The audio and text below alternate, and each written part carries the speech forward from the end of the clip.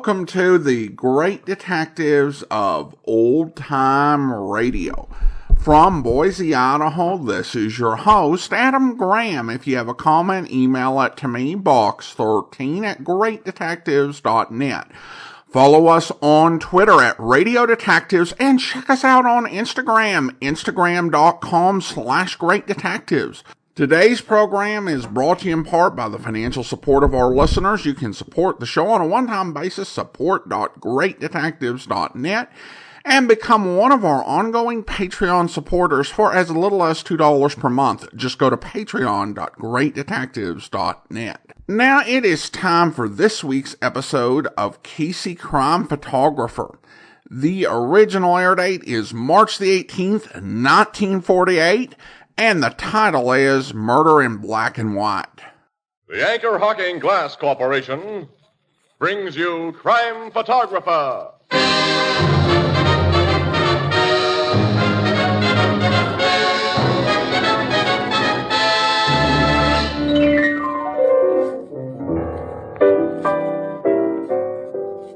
Hey, look at this, Casey. I found this sheet of paper with typewriting all over it. What does it say?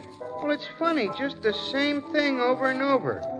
The quick brown fox jumps over the lazy dog. Well? Is that a code of some kind? No, that's what beginners write for practice. Well, why don't they write something that makes sense? Like what? Like Anchor Hocking, the most famous name in glass.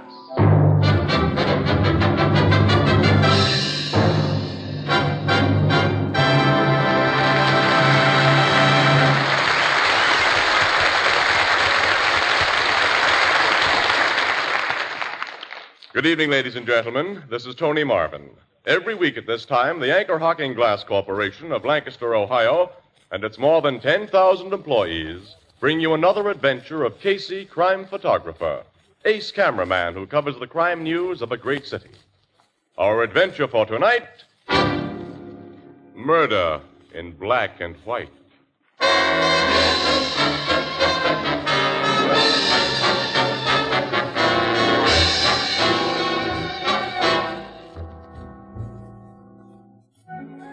Morning, a wooded glen in a vast city park. And on the still frost-hardened ground there lies a dead man. Detectives move methodically about the body. Beside it kneels a police surgeon. Watching him is Captain Logan of the Homicide Bureau, Ann Williams, reporter, and the man with the press camera is Casey. Aren't you almost finished, Casey? Yeah, Annie. Thanks for letting me take these shots of the deceased, Logan. I'll do you a favor someday, too. You can do me a favor right now, Casey. You too, Miss Williams. Go back to your paper and let us cops get our work done. Hey, Doc, you tell yet how long ago this guy died? About 2 o'clock this morning, Captain. The bullet that killed him was fired at close range, still lodged in the skull. My guess is that it's a .32. The slug couldn't have been given to a more deserving guy. What do you mean, Casey? You know who this stiff is, don't you? He has no identification on You it. should know him, though. He almost became middleweight champ a few years ago, fighting under the name of Tug Loftus. Say, you're right. I make him now. Yeah. A moment ago, Annie, this lug told us to go peddle our paper. Oh, nuts. Hey, this Tug Loftus was a troublemaker, wasn't he? Always getting into jams. Yeah, he was an all-around heel. Tug Loftus' idea of a good time was to pick barroom fights with guys who didn't recognize him, then beat him to a pulp. Which means he had quite a few enemies. Yeah, that makes things just dandy. Well, that implies you haven't found any leads to the killer, Captain. Not a one, Miss Williams, except this book of matches. Book of matches. That was in his pocket. Got an ad on it for the Briarwold Casino. And only 2 matches torn out of it, which may indicate that the Briarwold was the last place he was in before he came here and was bumped off. Where's the Briarwold? Well, that's a roadhouse out on Old Turnpike run by Jake Salwin and his cousin Lou, Annie. Who do quite a little bookmaking in connection with their cafe business. Yeah, that's right. You know, we met the Salwins last year, Ann, remember? We got a report that the safe in their joint had been robbed. Mm-hmm. Yeah, and they denied the report.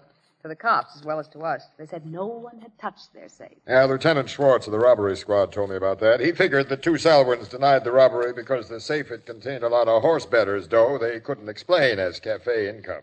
Yeah, their Briarwold Casino is just the kind of a joint Tug Loftus would patronize. Say, when are you going out there, Logan? Right away. There's nothing more I can do here. You're going to have company, pal.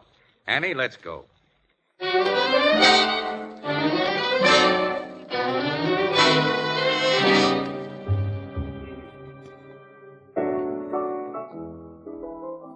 Hey, Walter, fix Mr. Snodgrass one of his specials. You know, with the little piece of pineapple in it? Oh, dear, that guy. Tell me, Casey, what did you and Miss Williams find out at the Briarwald Casino? Nothing, Ethelbert, nothing. Except that Tug Loftus was in the joint only a few hours before he was killed. Well, nobody there remembers him leaving with anyone who might have taken him to Lakeside Park and shot him. Now, I wouldn't believe anything Big Jake Selwyn said, or his cousin Lou. And neither would Captain Logan. He questioned everyone who works in the place. They all agreed Loftus left there alone? Yeah, they just don't remember. Well, had he picked any fights there before he left? Nobody had on other nights. Since that matchbook was the only clue, it don't sound like this murder will be easy to solve. How about that bullet that killed the guy? Doesn't match up with any gun that ballistics has on record. Well, we better get back to the office, Casey. Yeah, the city desk will be paging us if we don't. Uh-oh, that may be them now. I'll see. Blue Note Cafe, Ethelbert, the bartender speaking. Yeah, Casey's right here. Just a minute. I knew it. It ain't your city desk, Casey. It's one of the photographers in your department. That fella, Shapiro? Oh, yeah, give it. Shapiro. Hello, Shap. Who? No, I don't know any Mrs. McCluskey. What? Oh, yeah, I remember her now. A couple of years ago. She was a witness in a hit-and-run case. Yeah? All right, tell her to wait. I'll be right over. Thank you, Shep. So long. What is it, Casey? Old gal I met on a hit-and-run killing says she has something hot for me. Oh, you mean a tip? Yeah, it's probably about something unimportant, but come on, Annie, we'll see.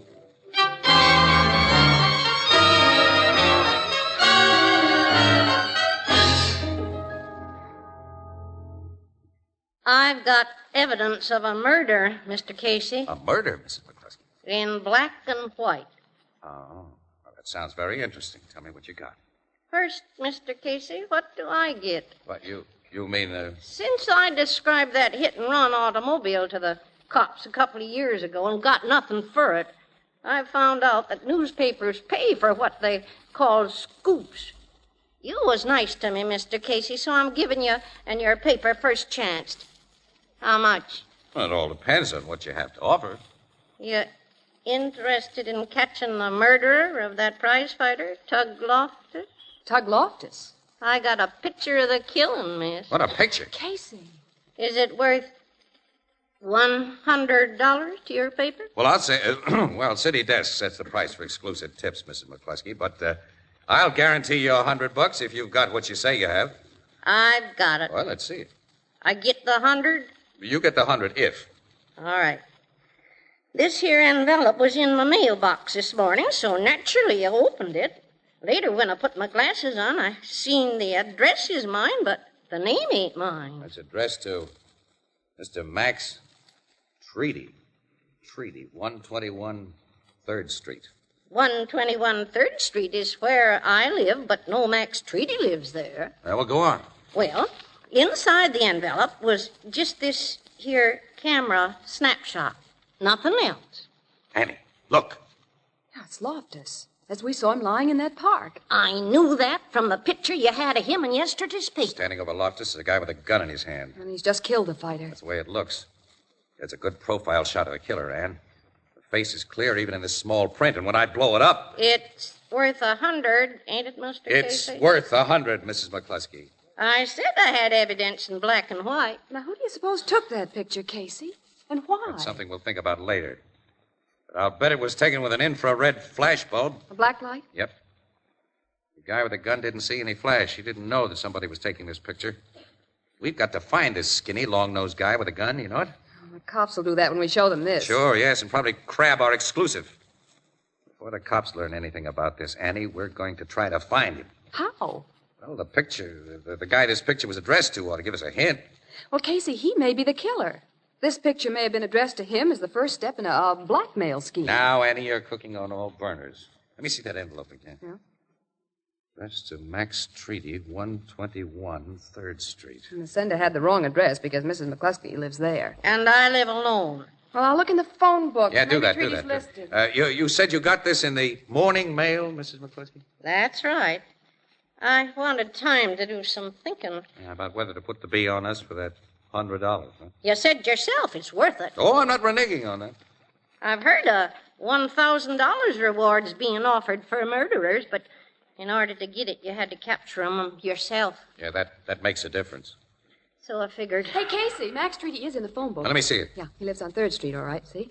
But his address is given here as 727. Yeah, it looks like 121 on this envelope because this guy writes 7s that look like 1s.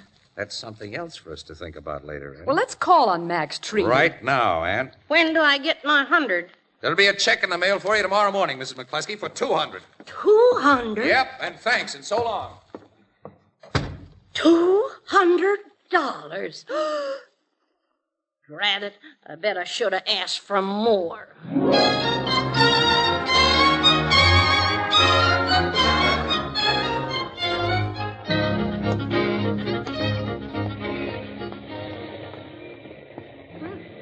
Max Treaty lives in a pretty good-looking apartment house, Casey. Yeah, must be in the dough. Let's go in, Annie. Glass doors, oh. It's a funny neighborhood. Only a few blocks away where Mrs. McCluskey lives. There's nothing but tenements and little old one-family houses. So there's the While here- elevator. The operator may be able to give us a line on this guy. We're looking for Mr. Max Treaty. Oh, he's top floor, apartment 12F. Take us up, will you, please? Okay. But he may not be in. I haven't seen him this evening. We'll take a chance. We're not sure this Mr. Treaty is the one we're looking for. Can you tell us what business he's in? I don't think he's in any business, mister. Well, you mean he has an income and doesn't have to work? I really don't know. I'm not the kind who pries into the personal affairs of tenants. Oh, that's right. You don't look that type. How long has he lived here? Oh, about 8 or 9 months. Took a sublease on a furnished apartment. Does that tell you if he's the man you're looking for? Well, not quite, no. Was he a skinny guy, about 35 with a long nose? That's Mr. Treaty. Yeah, we've come to the right place, then. Oh, here's the top floor. Apartment 12F is the last door to your right. Thank you, pal. You're quite welcome. Casey, the man in that picture is skinny and has a long nose. Yeah, the elevator guy says that description fits Treaty. All right, here's 12F. I'll buzz the bell. If he's the killer, he'll be dangerous. What do we... You have no reason to think we're on to it. Yeah. Nobody answers the bell. The elevator man said he hadn't seen him this evening. I don't hear any sound from inside. I'll try the bell again. Casey! Huh? Look, there, under the door. Holy... It looks like blood. It is blood. Seeped through from the other side. I'm getting into that apartment. Door's locked. This little strip of celluloid we burglars always carry. You can slip it? I think so. This is only a spring latch. There. All right, come in. Casey, there on the floor. I know, I see it. Let me close this door. We don't want any visitors here. No. It's the man in that picture, Treaty. He's been beaten on the head. Is He's it... been dead for a couple of hours, I think. Body's almost cold, and this pool of blood is dry around the edges. His clothes have been searched. And the apartment. I'll say.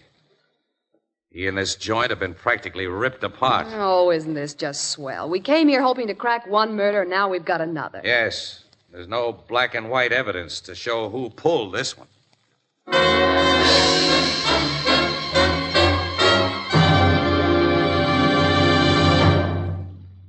But I tell you can't say that. It's a secret. Look, secret or not, I'm going to tell it even if I get fired. But look... Look. Some secrets are too good to keep, and besides... Hey, we're on the air now. Okay, here goes. Friends, I've just had a sneak preview of the brand new Ivory Fire King oven glass. It's terrific. For the very first time in history, they've produced oven glass that's beautiful, rich, warm ivory in color through and through. And it's even guaranteed against oven breakage for 2 long years. You've never seen such beautifully designed oven glass before. Classic lines, simple, dignified, as beautiful as any table china you could wish for, and rich, lovely, opaque ivory in color. You've done it. The cat's out of the bag. Well, I'll have to add that lovely new Ivory Fire King oven glass isn't on sale everywhere as yet, but it will be soon, and it's worth watching and waiting for. Oh, well, haven't you something else to say? Oh, yes. Friends, beautiful new Ivory Fire King oven glass is a product of Anchor Hocking, the most famous name in glass.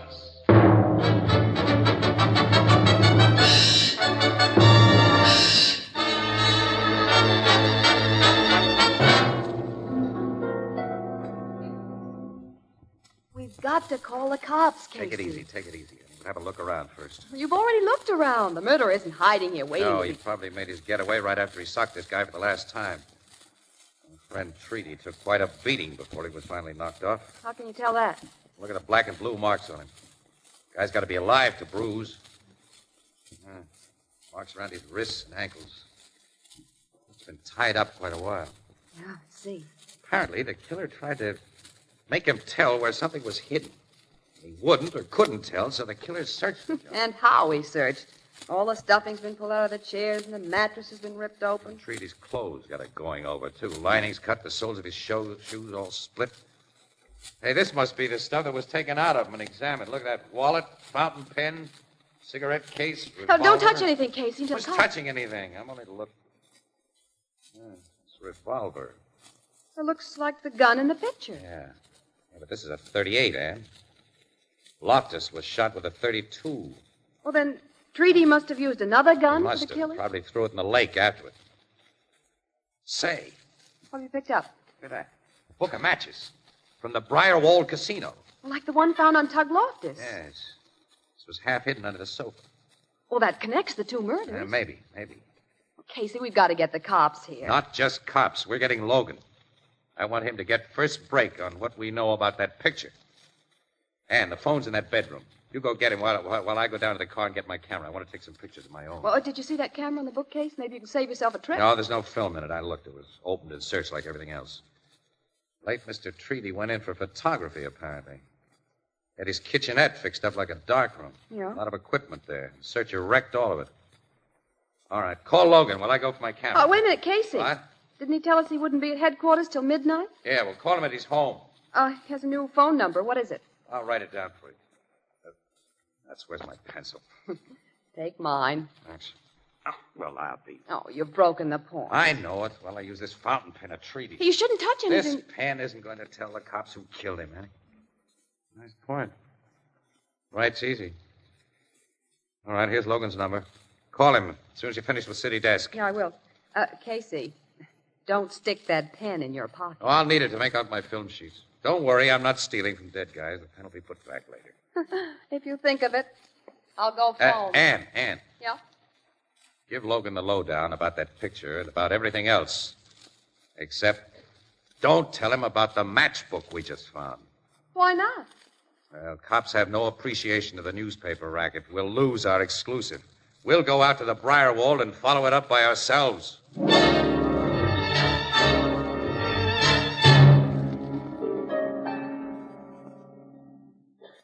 My cousin Jake isn't here, Casey. Expect him later, Luke? He's sure to be in sometime tonight. All right, we'll stick around. Maybe you can give us some information. Information? About the Tug Loftus thing. Jake and I have already told the cops and you newspaper people all we know about that. Hey, the last time I was in this office, Lou, you and Big Jake were telling the cops that safe there hadn't been robbed. It hadn't been. We still don't know where they got that crazy report. Anyway, the tipster told the cops that he heard Big Jake squawking about the loss of $50,000. Their tipster lied. That safe's never had more than a couple of thousand in it. And that's a big take from a cafe business like ours. Yeah, from your cafe business. Lou, what would you know about a guy named Treaty? Treaty? Mm-hmm. Max Treaty. Why do you ask? We understand he's been a customer of yours. He was once a bartender here. A bartender? When did he tend bar here? Till about a year ago. Jake fired him. Jake, huh? After I'd caught Treaty holding out on the cash register. Jake only fired him for that? You know Jake. The guy left here minus a few teeth. Why are you curious about Treaty? He was murdered this afternoon. Murdered? Uh-huh. Was Treaty here the night Loftus was killed, Lou? I think he was. Had he ever had any run-ins with Tug Loftus? Yes, about a month ago, Loftus slapped him around in the bar, and Treaty said he'd get even. That was just talk, of course. He knew he didn't stand a chance against that tough pug. We have reason to believe he made his chance. That he killed Loftus. You have? Yeah. We got a photograph showing him doing it. Casey. All right. Can't be any secret about it, Annie. It'll be on page 1 of this morning's edition. That'll hit the streets in a couple of hours. Where did you get such a photograph, Casey? Oh, we just got it. You and Jake both use this desk, Lou? Yes. Somebody scribbled some figures on a scratch pad here. Is that your work? Why do you ask? Oh, just curiosity. Can't make out whether some of the figures are meant to be ones or sevens. Jake makes his ones that way. Jake, huh? How about his sevens? There are no sevens among those figures. Show me how Jake writes his sevens, Lou. Why? Your nervousness about these figures makes me want to know. Here, take this pen and write. What? That pen? Yes, you recognize it. It's treaties. And this is a gun. I see it's a gun, Lou. All right. A .32 snub-nosed revolver. I'm not so sure how much you two know, but I think it's too much. You've reminded me of a bet I missed. What did you find in that pen, Casey? I didn't look for anything in the pen. Well, maybe I missed a bet. Look now. Pull the cap off and see if there's anything inside. Okay. Hey, there is some. What? I'd say it's a rolled-up film, a negative. Take it out. Okay. Rolled-up negative, all right. Never mind looking at it. Give it to me. Well, I want to look Give at it to me. You're the boss. Here. Thanks. Thanks to you for reaching for it. I'll take that gat of yours, Lou. No! Let it go or I'll break your arm. Let go! Thanks for the gun. Oh, Casey. All right, now I'll give the orders around here. Put your hands up, Lou. Keep them up and sit down. All right, all right. What's that negative, Casey? Nice clear shot of Lou Solomon here, taking dough out of an open safe. The safe in this office. That's safe. Right, Lou? You're doing the talking. You took the dough, Lou, on the date it was reported stolen. Somebody caught you doing it with a camera. From that window where a slat in the Venetian blind is missing. And that someone was Max Treaty. And Treaty moved into that expensive apartment soon after the robbery and didn't work anymore. Because Lou here was paying him to keep this evidence undercover. Big Jake is the boss of your bookmaking racket, Lou. He owns it, and you're just a hired man. The dough you stole was Jake's, and if he'd found out that you Okay, took it... Casey, you figured it. Get me out of here now. Take me to the cops where I'll be safe. Jake finds out, he'll kill me. Yes, like you killed Treaty after your counter-blackmail scheme had backfired. Counter-blackmail scheme? Don't you get it, Annie? No. I get it. Jake! Casey. Drop that gun, Casey, or I'll blow you to pieces before you can turn around. Drop it! Guy's at a slight disadvantage when his back is turned, Jake. Okay. Thanks. You're outside the door? Yeah, listen. Jake, I swear. I said I'd been listening, Lou. I didn't say anything. Casey did the talking. They dope things out swell. You took that 50 grand, you dirty louse. 50 grand of my dough. No, Jake, no. I'm gonna pay you off, Lou. Don't shoot! He shot him. Sorry I had to do it, miss. You've done a crazy thing, Jake. You go to the chair for this. I don't think so, Casey. The cops get here, they're gonna find you and this lady dead, too. Sorry, sister, but that's the way it's gotta be. You and Casey will be shot with Lou's gun. My gun will be found beside Casey. The cops have figured that Lou tried to make a getaway, that you shot it out. I'll call the cops myself, start them on that theory. It won't work, Jake. I'm betting it will. Betting's my business. Just picked up Lou's I gun. got it first, Now, Jake! Lou wasn't dead. He shot him. Lou! He's passed out again. All right, I'll get their guns before either one pulls a second recovery. Now, Ann, pick up that phone and call the cops while I watch these guys. Right, Casey. So much I don't understand. Where does Treaty fit in now? Treaty didn't kill Loftus. Well, that picture proves he did. The evidence is there in black and white. Black and white aren't true colors, kid. Not true. No. And pictures themselves can lie. I don't get it. Hello? Headquarters, connect me with homicide, will you please? Casey, tell me, what do you mean? Well, I'll explain the whole works, Annie, after I take some pictures of Jake and Lou that'll be really on the level.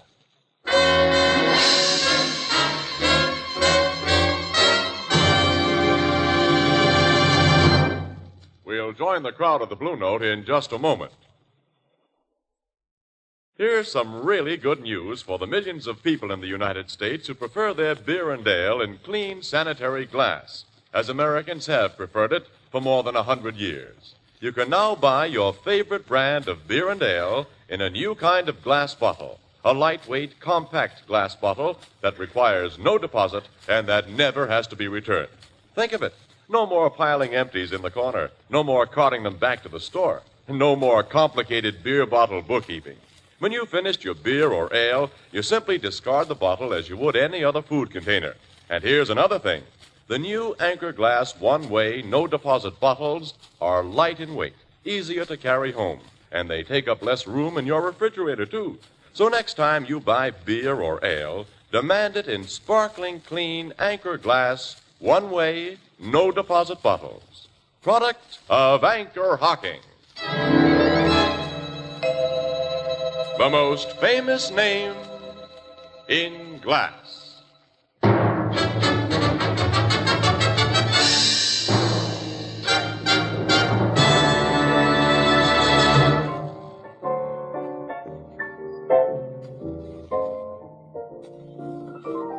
There's a lot of things I don't understand, Casey. Well, all right, pal. We'll take it from the beginning now. Lou Salwin did considerable talking before he died, Ethelbert. He's dead, huh? Yeah, both him and Jake.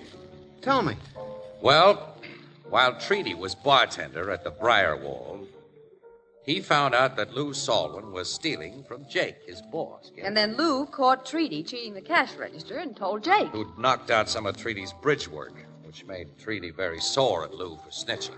So he laid for him with a camera and got that picture of Lou robbing the safe for a really big haul. After that, Treaty sat pretty at Lou's expense.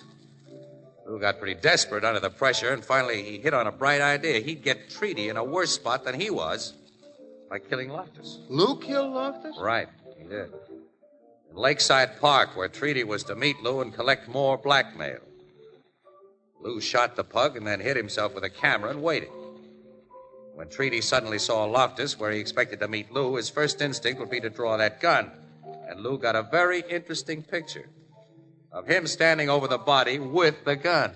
And Treaty didn't know about the picture, of course. It was taken by a black light, an infrared bulb. When he realized Loftus was dead, he lost no time in getting away fast. Sure, Lou developed his picture and sent a print to Treaty, but his sloppy way of writing sevens got the print into Mrs. McCluskey's hands. Why'd he send a picture to Treaty? Well, to shake him up, to make him sweat. Then Lou went to his apartment expecting to find him in a big dither, ready to trade the original negative of that safe robbery for the negative that made Treaty seem a murderer. But Treaty hadn't received the print, and Lou realized it might fall into the hands of the cops. But they arrested Treaty for a murder he hadn't committed. He'd tell everything he knew about Lou. Lou's big scheme had backfired. He had to get the negative of the robbery picture Treaty held over him. Treaty wouldn't tell him where he'd hidden it, even under the beating that Lou gave him. Well, you know the rest. And he was a bartender, like me. Miss Williams, I'm going to report that guy to our local and have him thrown right out of our union. He's dead, Ethelbert. Yes, sir. Dead, pal. Oh. It's like my sister Edna says, Casey. Quote, if you get your picture took, you're liable to get framed. Unquote.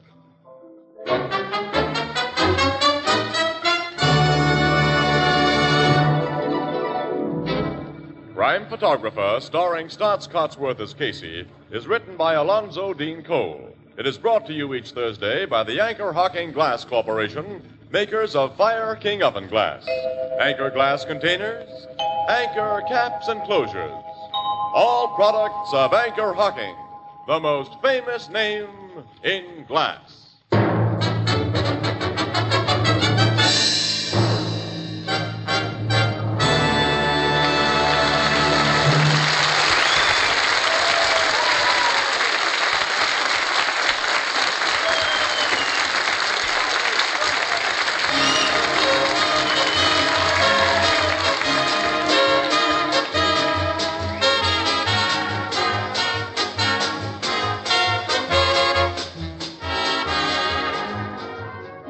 Crime Photographer is directed by John Dietz and is based on the fictional character of Flash Gun Casey, created by George Harmon Cox. Original music is by Archie Blyer, and the program features Miss Jan Miner as Anne and John Gibson as Ethelbert. Herman Chittison is the Blue Note pianist.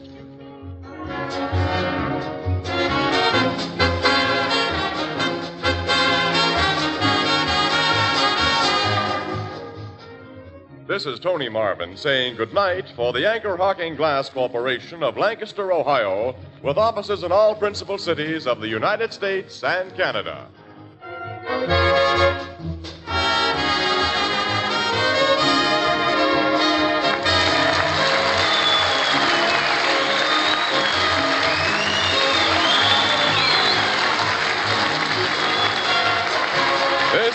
CBS, where 99 million people gather every week, the Columbia Broadcasting System. Welcome back. Well, a complicated case, but I think that overall a really enjoyable episode.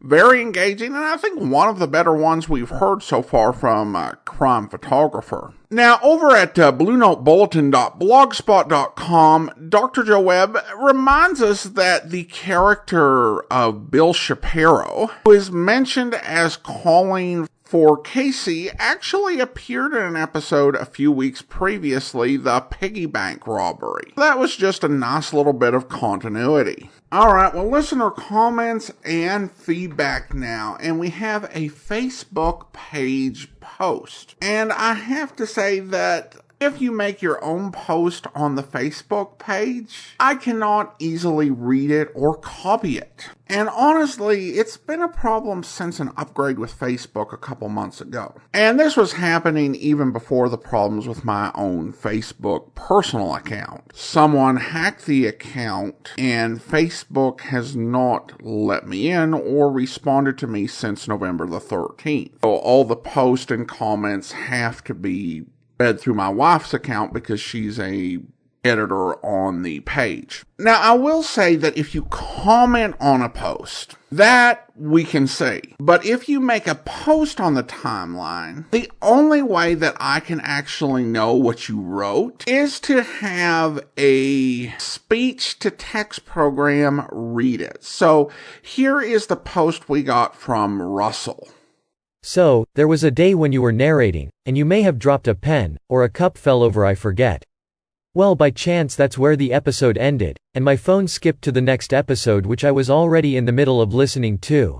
And at that exact moment, in the new episode, a business was being smashed up from a protection racket. For several seconds I thought this was you and you had fallen down the steps or you were in a fight in your recording room, and I was trying to figure out which Boise, Idaho precinct I needed to contact to let them know you needed help.